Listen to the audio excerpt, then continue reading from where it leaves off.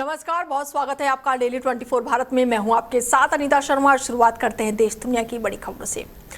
केरल के मुख्यमंत्री वी.डी. सतीसन ने मंगलवार को नई दिल्ली में प्रधानमंत्री नरेंद्र मोदी से शिष्टाचार मुलाकात की। मुख्यमंत्री बनने के बाद से प्रधानमंत्री के साथ उनकी ये पहली अधिकारिक बैठक बताई जा रही है। बैठक के दौरान केरल के विकास से जुड़े विभिन्न मुद्दों, राज्य की प्रमुख परियोजनाओं और केंद्र सरकार से सहयोग सहित कई विषयों पर चर्चा हुई। मुख्यमंत्री ने प्रधानमंत्री को केरल की सांस्कृतिक विरासत से जुड़ा एक स्मृति चिन्ह भी भेंट किया है। मुख्यमंत्री वी.डी. सतीसन का ये दिल्ली दौरा राजनीतिक तौर पर बेहद ही अहम माना जा रहा है। प्रधानमंत्री और नरेंद्र मोदी के बीच हुई इस मुलाकात को केंद्र और राज्य के बीच बेहतर समन्वय की दिशा से अहम कदम के रूप में भी देखा जा रहा है। केंद्रीय गृह मंत्री अमित शाह ने राजस्थान के बीकानेर दौरे के दौरान भारत पाकिस्तान सीमा पे स्थित सांचू बॉर्डर आउटपोस्ट पहुंचकर सीमा सुरक्षा बल यानी कि बीएसएफ के जवानों से संवाद किया और इस दौरान उन्होंने महिला बैरक का उद्घाटन भी किया। जवानों को संबोधित करते हुए अमित शाह ने बीएसएफ के साहस, समर्पण और बलिदान को सराहना भी की। उन्होंने कहा कि बीएसएफ की स्थापना के बाद से सीमा प्रहरियों ने भीषण गर्मी, कड़ाके की ठंड और दुर्गम परिस्थितियों में भी देश की सीमाओं की सुरक्षा का दायित्व पूरी वीरता और निष्ठा के साथ निभाया है। गृह मंत्री ने कहा कि बर्फ से ढके पहाड़ों से लेकर 45 डिग्री सेल्सियस की गर्मी और -45 डिग्री सेल्सियस तक की कठिन वातावरण में भी बीएसएफ के जवान लगातार देश की सुरक्षा में तैनात रहते हैं। उन्होंने जवानों के सर्वोच्च बलिदान और राष्ट्र सेवा की भावनाओं का देश के लिए प्रेरणादायक बताया। कार्यक्रम के दौरान अधिकारियों और जवानों के साथ सुरक्षा व्यवस्था और सीमा प्रबंधन से जुड़े विभिन्न विषयों पर भी चर्चा की गई। बीएसएफ के 2000 से ज्यादा शहीद सीमा प्रहरियों को मनपूर्वक याद करना चाहता हूं। जब से बीएसएफ की स्थापना हुई तब से ये सीमा प्रहरियों ने न धूप देखी, न ठंड देखी, बारिश, कहीं पर घने जंगल, कहीं पर बर्फीली चोटियां, 45 डिग्री टेम्परेचर से लेकर -45 डिग्री टेम्परेचर तक हमारे सीमा प्रहरियों ने भारत की सीमाओं की सुरक्षा का जो उनको दायित्व सौंपा गया है, इसका बहुत अच्छे तरीके से कर्तव्यपरायणता, वीरता, साहस और सर्वोच्च बलिदान की भावना के साथ निर्वहन किया है। और एक करते करते हमारे 2000 साथी। मध्य प्रदेश के मुख्यमंत्री मोहन यादव ने आज नई दिल्ली में नितिन नवीन से शिष्टाचार मुलाकात की और इस दौरान दोनों नेताओं के बीच संगठनात्मक विषयों, विकास कार्यों और आगामी कार्यों को लेकर चर्चा हुई। मुख्यमंत्री मोहन यादव ने पार्टी नेतृत्व के साथ विभिन्न समन्वय मुद्दों पर भी विचार विमर्श किया और मुलाकात बीजेपी संगठन और राज्य सरकार के बीच बेहद ही समन्वय तरीके से इसको स्थापित किया गया और ऐसे में ये मुलाकात जो है बेहद ही खास मानी जा रही है। नई दिल्ली में आयोजित क्वाड देशों के विदेश मंत्रियों की बैठक के बाद से जापान के विदेश मंत्री ने क्वाड सहयोगों में हुई प्रगति पर संतोष व्यक्त किया। उन्होंने कहा कि क्वाड मुक्त और खुले इंडो पैसिफिक यानी कि free and open Indo Pacific की अवधारणा का साकार करने में एक महत्वपूर्ण प्रेरक शक्ति के रूप में काम कर रहा है। इसके साथ ही उन्होंने कहा कि बदलती अंतर्राष्ट्रीय परिस्थितियों के बीच इंडो पैसिफिक क्षेत्र में स्थिति, सुरक्षा और समृद्धि सुनिश्चित करने के लिए भी क्वाड देशों की भूमिका पहले से अधिक महत्वपूर्ण हो गई है। उन्होंने बैठक के दौरान free and open Indo Pacific के लक्ष्य को आगे बढ़ाने में चारों सदस्य देशों के सहयोग और प्रतिबद्धता पर जोर दिया। जापानी विदेश मंत्री ने कहा कि इस अवधारणा के उद्यान का मुख्य उद्देश्य जो है इंडो पैसिफिक क्षेत्र के देशों की क्षमता और मजबूती को बढ़ाना है ताकि वो अपने भविष्य का निर्धारण खुद कर सके। उन्होंने कहा कि आज की बैठक ने ये स्पष्ट और अडिग संदेश देने का अवसर प्रदान किया है कि क्वाड समूह क्षेत्रीय समूह को मजबूत करने और ठोस पहलों को आगे बढ़ाने के लिए प्रतिबद्ध है। गौरतलब है कि क्वाड समूह में भारत, जापान, ऑस्ट्रेलिया और संयुक्त राज्य अमेरिका शामिल है, जो कि इंडो पैसिफिक क्षेत्र में सहयोग और साझेदारी को बढ़ावा देने के लिए मिलकर काम कर रहे हैं। Firstly, I thank Minister Jaishankar for kindly hosting the Quad Foreign Ministers meeting. I thank Jay for being the host. The first time I attended the Quad Foreign Ministerial was back in 2019, September, for the inaugural meeting. It's been 7 years since then, and I am delighted to see the progress of the Quad cooperation, which is the propellant for realizing the FOIP, or the Free and Open Indo-Pacific. 10 years have passed since FOIP has been advocated. America के विदेश मंत्री Marco Rubio का 4 दिवसीय अधिकारित भारत दौरा संपन्न हो गया है। 23 से 26 मई 2026 तक चले इस दौरे के दौरान उन्होंने प्रधानमंत्री नरेंद्र मोदी और विदेश मंत्री एस जयशंकर से मुलाकात की और कई महत्वपूर्ण मुद्दों पर बातचीत की। बैठक में भारत अमेरिका द्विपक्षीय संबंधों को और मजबूत बनाने, व्यापार और निवेश बढ़ाने और रक्षा सहयोग को विस्तार देना, ऊर्जा सुरक्षा, तय रणनीतिक साझेदारी को नई दिशा देने पर विचार विमर्श किया गया। दोनों पक्षों ने क्षेत्रीय और वैश्विक मुद्दों पर भी अपने विचार साझा किए। दौरे के दौरान इंडो पैसिफिक क्षेत्र में स्थिति, सुरक्षा और सहयोग को बढ़ावा देने में क्वाड की भूमिका पर विचार किया गया। दोनों देशों ने नियम आधारित अंतर्राष्ट्रीय व्यवस्था, समुद्री सुरक्षा और आपूर्ति श्रृंखला की मजबूत करने को भी अपनी प्रतिबद्धता को दोहराया है। भारत और अमेरिका के बीच बढ़ते रणनीतिक संबंधों के मद्देनजर इस यात्रा को दोनों देशों की व्यापक वैश्विक साझेदारी को और भी सशक्त बनाने की दिशा में एक महत्वपूर्ण कदम माना जा रहा है। चर्चित तुषार शर्मा प्रकरण की जांच में जुटी सीबीआई की टीम आज उनकी सास गिरिबाला से पूछताछ करने उनके आवास पहुंची।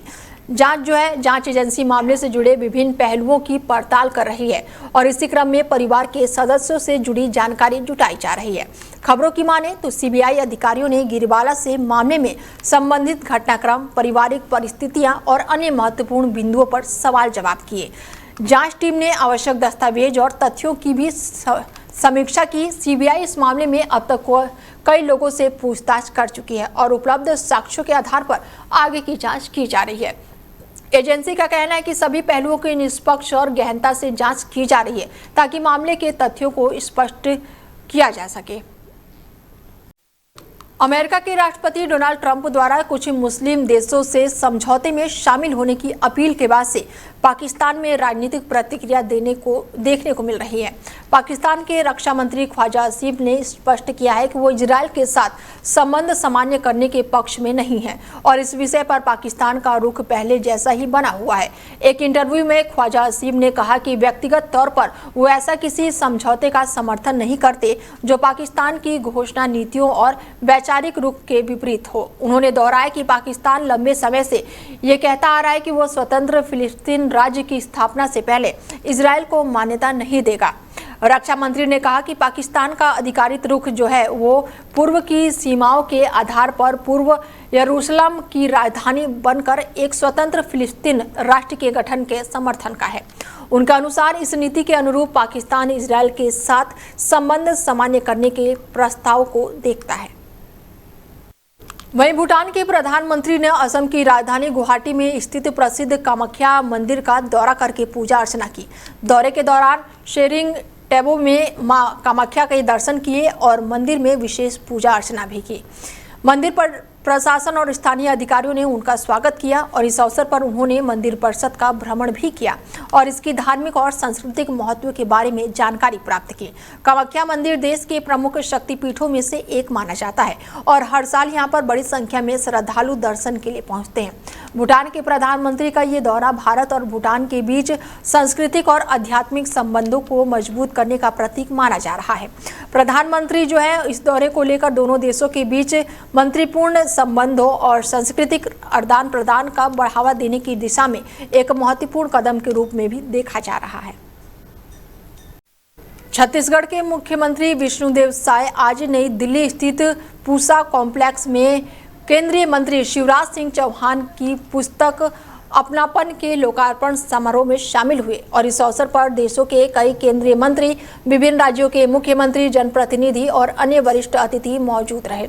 कार्यक्रम के दौरान पुस्तक का औपचारिक विमोचन किया गया और उपस्थित नेताओं ने शिवराज सिंह चौहान के सार्वजनिक जीवन, सामाजिक कार्यों और उनके अनुभवों पर आधारित इस पुस्तक की सराहना की। मुख्यमंत्री विष्णुदेव साय ने भी कार्यक्रम में अपनी उपस्थिति दर्ज कराते हुए लेखक और केंद्रीय मंत्री शिवराज सिंह चौहान की पुस्तक के प्रकाशन को शुभकामनाएं दी। समारोह में विभिन्न क्षेत्रों से जुड़े गणमान्य लोगों ने हिस्सा लिया और पुस्तक में व्यक्ति विचारों और अनुभवों पर अपने विचार साझा किए। ये आयोजन राजनीतिक, सामाजिक और साहित्य जगत की कई प्रमुख हस्तियों की मौजूदगी के कारण विशेष आकर्षण का केंद्र रहा। मध्य प्रदेश के पन्ना जिले में एक निर्माणाधीन कुआं धंसने से बड़ा हादसा हो गया और इस दुर्घटना में अब तक 5 लोगों की मौत की पुष्टि हुई है, जबकि अन्य लोगों के फंसे होने की आशंका जताई जा रही है। बता दें कि इस आशंका के चलते राहत और बचाव कार्य भी जारी है। जानकारी के अनुसार कुएं के निर्माण कार्य के दौरान अचानक से ही मिट्टी और मलबा जो है वो भरभरा कर गिर पड़ा, जिससे वहां पर काम कर रहे मजदूर जो है इसकी चपेट में आ गए। हादसे के बाद से मौके पर अफरा तफरी मच गई और स्थानीय लोगों ने तत्काल प्रशासन को सूचना दी। सूचना मिलते ही पुलिस प्रशासन और बचाव दल मौके पर पहुंचे। राहत और रेस्क्यू अभियान शुरू कर दिया गया है। मलबे में दबे लोगों को निकालने के लिए जेसीबी और अन्य उपकरणों की मदद ली जा रही है। प्रशासन ने मृतकों के शव को पोस्टमार्टम के लिए भेज दिया है और हादसे के कारणों की जांच शुरू कर दी गई है। जिला प्रशासन ने घायलों के समुचित उपचार और प्रभावित परिवारों को हर संभव सहायता उपलब्ध कराने का आश्वासन दिया है। श्रीमान जी इधर कुआं में काम करने योग्य नहीं था, है ना श्रीमान जी। पिछले साल कुआं खोदा था, ये पानी में पिछले साल भसक गया था, क्योंकि पहले आप देख सकते हैं उसकी कितनी लंबाई चौड़ाई है कुएं की। लेकिन श्रीमान जी इन लोगों ने, प्रधान ने उनको काम देकर ठेकेदार को फिर भी काम लगा दिया और ठेके में ही काम दे दिया था, क्योंकि नगर के आदमी को काम करने के लिए मिलना चाहिए, है ना श्रीमान जी। तो वो लोग लगा के काम कर सकते थे, है ना श्रीमान। कोई लेबर काम करने के लिए तैयार नहीं। अच्छा, एक चीज बताओ, तुम भी यहाँ काम कर रहे थे? श्रीमान जी मैं कल कर रहा था, आज मैं नहीं आया। आज मेरा पापा आ गया था। कितने लोग दब गए? यहाँ सर 5 लोग हैं, मेरे पूरे परिवार के, एक ही परिवार के। ग्राम पंचायत की तरफ से काम करवाया जा रहा था? ग्राम पंचायत की तरफ से काम नहीं हो रहा था, लेकिन है उसके थ्रू से, लेकिन ठेका दे दिया था किसी और को। अच्छा। ग्राम पंचायत की काम ही हो रहा था श्रीमान जी। क्या नाम आपका? मेरा नाम राकेश यादव है श्रीमान जी।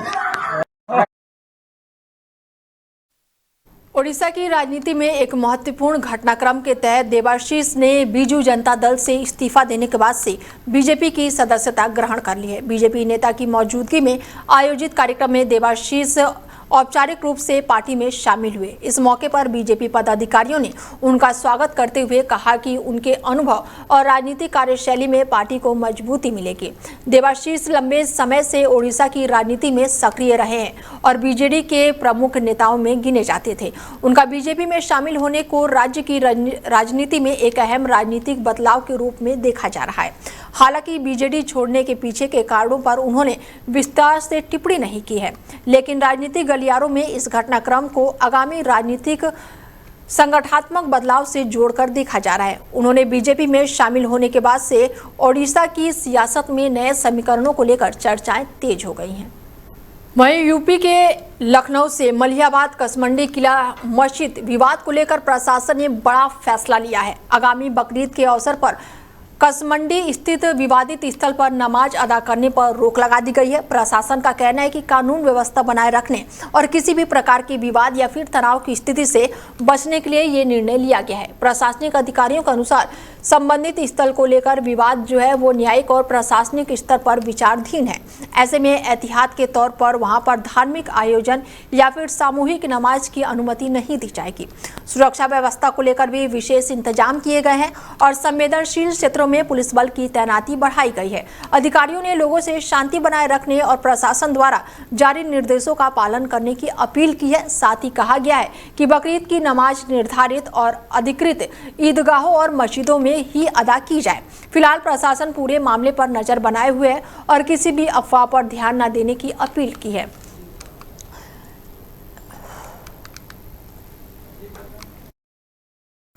ऐसे में खबर यूपी के लखनऊ से है, जहां पर बकरीद को लेकर नमाजों पर रोक लगाई गई है और ऐसे में संवेदनशील क्षेत्रों में सुरक्षा जो है वो कड़ी कर दी गई है। और हमारे साथ मैनेजिंग एडिटर जुड़ चुके हैं, रमेश ठाकुर जी हैं, उनसे बातचीत करते हैं कि बकरीद को लेकर सबसे पहले सवाल यही होगा कि बकरीद को लेकर इस तमाम तरह के बयानबाजियां तो तेज हो गई हैं, उसको लेकर क्या कुछ कह रहे हैं रमेश जी? देखिए अनीता, बकरीद इस बार मुझे लग रहा बड़ी अनोखी इस बार देखी जाएगी, क्योंकि पूरे देश में बात छिड़ी पड़ी है कि कुर्बानी ना हो। बिल्कुल। और इसी को लेके मुझे लग रहा है ये लखनऊ का जो मामला है बहुत बड़ा नजीर साबित होएगा और इसमें कुछ संभावित चीजें सामने ऐसे निकल के आ रही हैं कि ऐसा ना हो कि पता चला कोई एहतियातन तौर पे कोई ऐसी दुर्घटना हो जाए, ऐसी कोई अप्रिय कोई बात हो जाए, तो उसको लेके मुझे लगता है कि सुरक्षा चाक चौबंद होनी चाहिए और अभी से सब चीजों को मजबूती कर लेनी चाहिए, क्योंकि जिस तरीके से देखो ये कुर्बानी वाला जो त्योहार है, जो परसों त्योहार, इसमें अनीता क्या होता आया है, इस्लामिक धर्म में ये मान्यता रही है कि वो बकरे की कुर्बानी देते हैं। बिल्कुल। और ये सदियों से चला आया है, लेकिन अब आपको ये भी देखना चाहिए क्योंकि पूरे भारत में इस समय हिंदूवादित और सनातनी सरकारों का जोर है, हर जगह भगवा फहराया हुआ है। बिल्कुल। तो जहाँ पे बहुतायत होती है किसी भी समुदाय की, अब यहाँ पे पूरे हिंदुस्तान की अगर बात करें तो 80% इस समय हिंदू हैं। तो अगर 80 और 20% की अगर बात करें, जब 20% यहाँ पे मुसलमान है, तो जाहिर सी बात है पलड़ा तो हिंदुओं का भारी है। बिल्कुल। तो वो नहीं चाहेंगे कि ऐसे मौके में रक्त रंजित हो, किसी भी त्योहार में किसी की बलि चढ़े, खून खराबा हो। तो इसको लेके मुझे लग रहा बहुत संवेदनशीलता इस बार दिखानी पड़ेगी दोनों धर्मों को, और इवन उनको रोकने के लिए सरकारों को बहुत ही कमर कसनी पड़ेगी। बिल्कुल। ऐसे में सर, देश के अलग अलग राज्यों से पश्चिम बंगाल की बात कर लूं, मैं महाराष्ट्र की बात कर लूं, और अब दिल्ली में लगातार बयानबाजियां चल रही हैं। एक तरफ सरकार कह रही है कि सड़कों पर नमाज नहीं पढ़े, उधर मुस्लिम समुदाय जो है वो अड़े हुए हैं कि भाई धर्म का मामला है और एक दिन का ये मामला है तो नमाज पढ़ ही जाए। तो दोनों तरफ से वाद और विवाद लगातार जारी है, तो क्या कुछ कहेंगे? क्योंकि खुले में कुर्बानी पर भी रोक लगाई गई है, सड़कों पर नमाज पढ़ने को लेकर भी उसको रोक लगाई गई है। मुझे लगता है अनीता, इस पे बड़ा वैकल्पिक विचार करना पड़ेगा, मंथन करना पड़ेगा सरकारों को, क्योंकि जितनी भी आज के देश में मस्जिदें हैं, उस मस्जिदों के हिसाब से अगर हम देखें तो स्पेस नहीं है कि सारे मुसलमान भाई वहां पे जाके अपनी नमाज को अदा कर सके, क्योंकि स्पेस कम पड़ जाएगा। तो जब स्पेस कम पड़ जाएगा तो ये लोग क्या करेंगे? तो जाहिर सी बात है खुले रोड पे आएंगे, सड़कों पे आएंगे, और ये बरसों से होता आया है। तो इसके लिए वैकल्पिक, जैसे मैंने कहा कि एक व्यवस्था ऐसी करनी पड़ेगी जहां जब फ्राइडे हो या कोई विशेष दिन होता है, जैसे ईद हो गई, बकरीद हो गई, और जब रमजान चलते हैं तो इनको नमाज पढ़नी होती है, तो ऐसे में उनकी एक अलग व्यवस्था कर देनी चाहिए। जब वो व्यवस्थाएं नहीं बन पाएंगी तो जाहिर सी बात है लोग सड़कों पे आएंगे। तो यहाँ पे जिम्मेदारी, पहली जो जिम्मेदारी बनती है वो सरकार की बनती है, वो ऐसी जगह अलाउट करे जहाँ पे ये लोग अपनी नमाज अदा कर सके। और सड़कों पे जब ये चीजें होती हैं तो जाहिर सी बात है रोड अवरुद्ध होते हैं, आपको कहीं जल्दी जाना पड़ रहा है, कोई पेशेंट जा रहा है या वीआईपी मूवमेंट है, तो उसमें खलबली मचती है। तो किसी चीज में कोई रुकावट ना हो और सब चीजें सुगमता से और सरलता से चलती रहनी चाहिए। तो ऐसे में मुझे लगता है कि सरकार को कोई अलग से व्यवस्था करनी चाहिए। ठीक है सर, जुड़ने के लिए बहुत शुक्रिया आपका।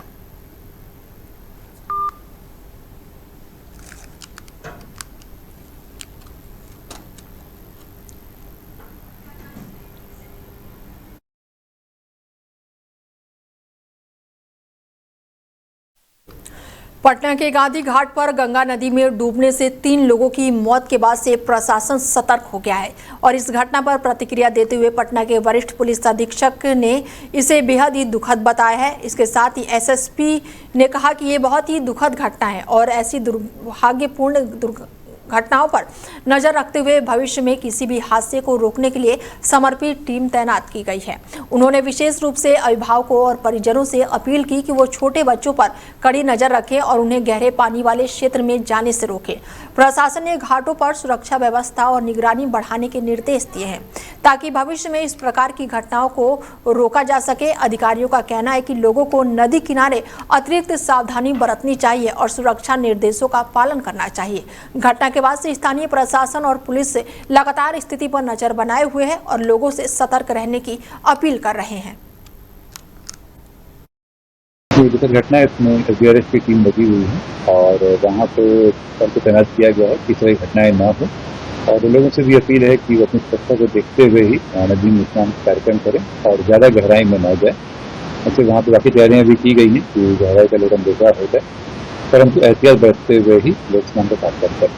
खास करके जो छोटे बच्चे हैं उनका ध्यान रखें कि वो ज़्यादा गहराई वाले पानी में न जाए। जो घटना है इसमें